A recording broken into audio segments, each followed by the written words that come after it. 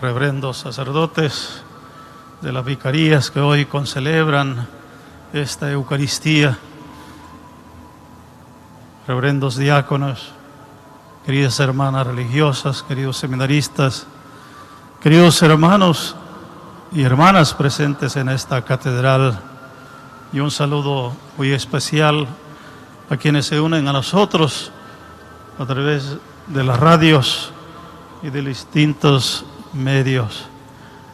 Especialmente un saludo a los ancianos y a los enfermos. En estos días venimos escuchando textos del libro de los Números y antes también de Levítico, en donde se nos ha narrado cómo el pueblo de Israel salió de Egipto, de la esclavitud. Pero ante las dificultades murmuraron, no solo contra Moisés, sino también contra Yahvé. Nos han sacado para morir en el desierto, ¿no? Pero además, hoy hemos escuchado cómo los hermanos de Moisés, el sumo sacerdote Aarón y María, sintieron cierta envidia. ¿Y por qué Dios habla cara a cara con Moisés? Yahvé Dios los llamó al campamento en donde se encontraba la tienda, el arca de la alianza, y Yahvé Dios se hacía presente a través de la nube. Y allí declaró que a los profetas Él se les revelaba a través de visiones, a través de sueños.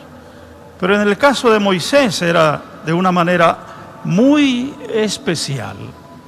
¿Por qué? Porque era justo, era fiel. Con Moisés mi siervo es muy distinto, él es siervo más fiel de mi casa. Yo hablo con él cara a cara, abiertamente y sin secretos, y él contempla cara a cara al Señor. A pesar de todo, Moisés es misericordioso y sabe perdonar. Porque María, hemos escuchado, se enfermó de lepra.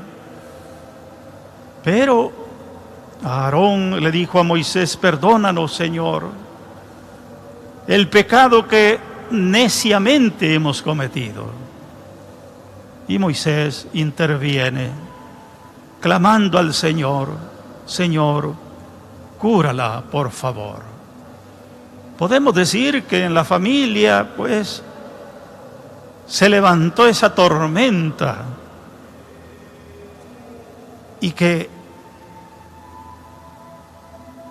todos corrían el riesgo, y sobre todo esa familia, de hundirse, ¿no?, a causa de la envidia, ¿no? Y precisamente las tormentas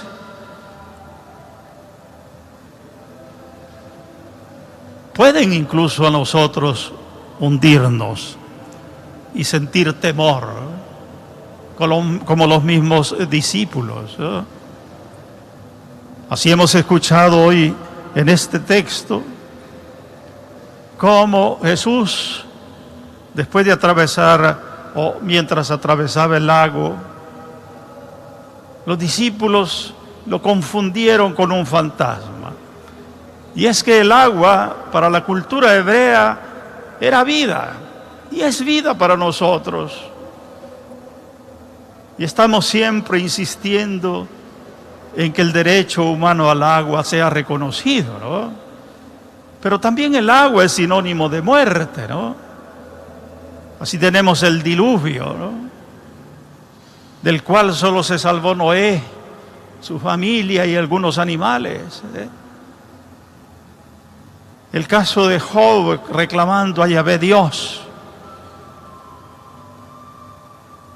un hombre justo que tuvo que sufrir y que en su corazón, pues, hubo estas tormentas, incluso deseó la muerte.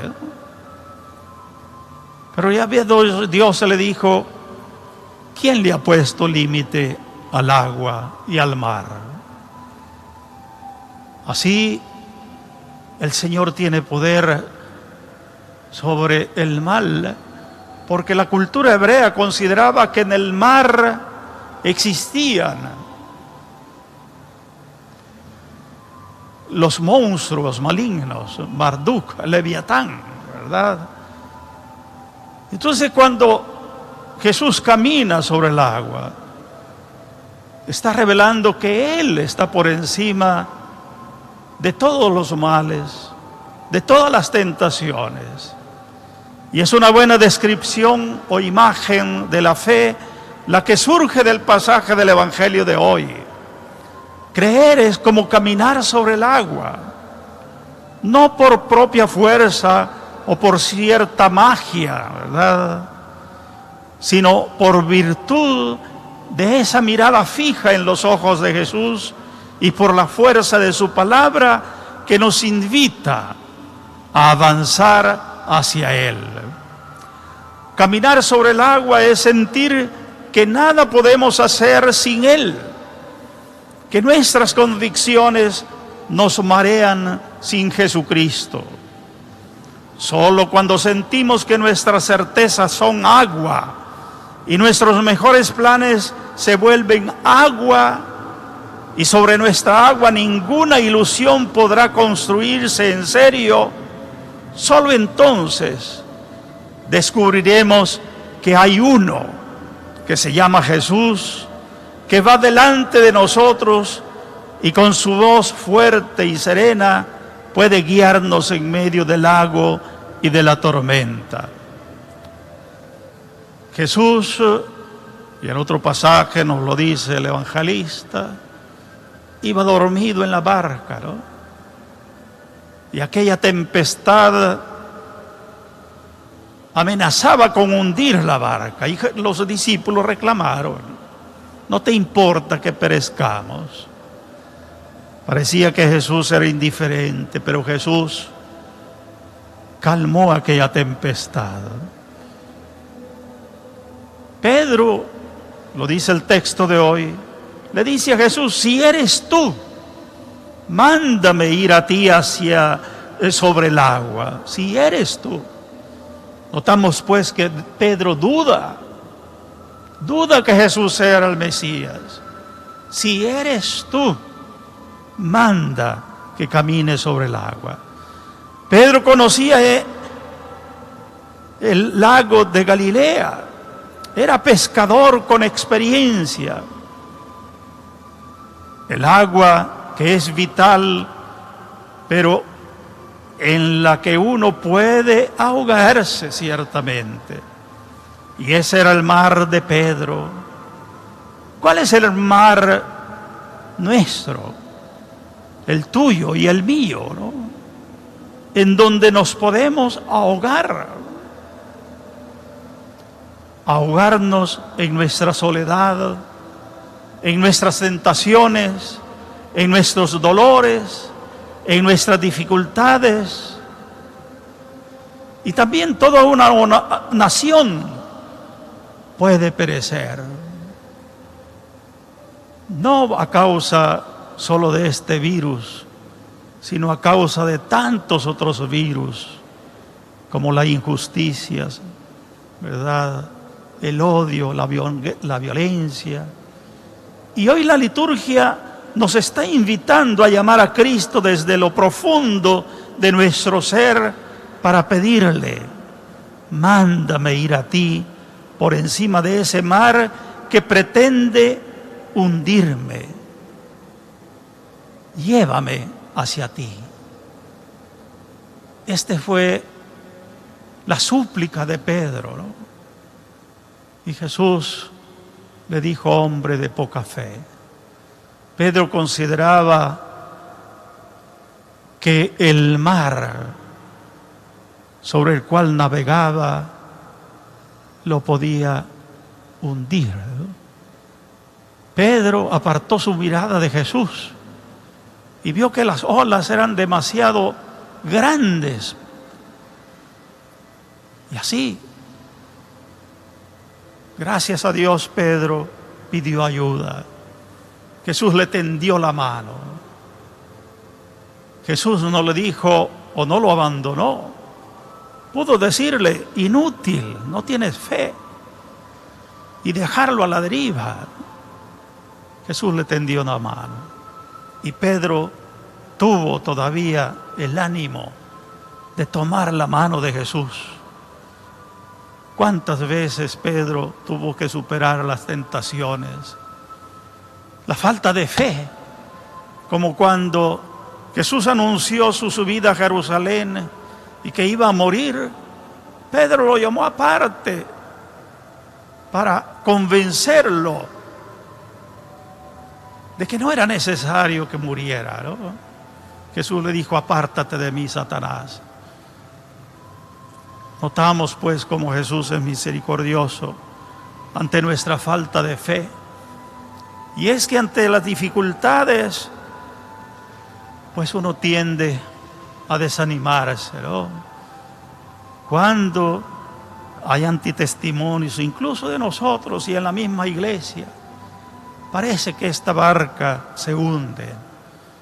Pero todos y cada uno debe recurrir al Señor y pedirle, mándame ir a ti. Eso le suplicamos al divino Salvador del mundo, ¿no? Que fue presentado por el Padre, tanto en el bautismo como en el monte Tabor, en la transfiguración. Este es mi Hijo amado, escúchenle.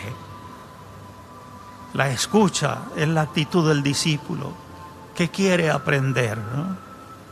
Pidámosle hoy al Señor que nos ayude para superar tantas tentaciones, tantas dificultades, ¿no? Oremos por los sacerdotes, por todos nosotros, por los obispos, por el Papa, ¿no?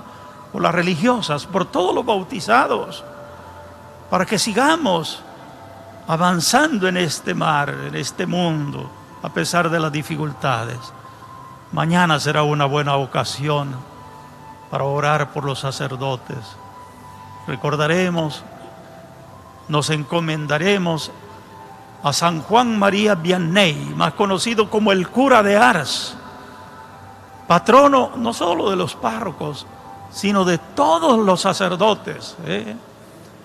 Debemos orar para que, a ejemplo del santo cura de Ars, tengamos este olor a oveja, como dice el Papa Francisco, ¿no? Y logremos ser fieles al Señor, siguiendo sus huellas, llegando a ser santos, porque esa es la vocación universal de todos, ser santos. Que así sea.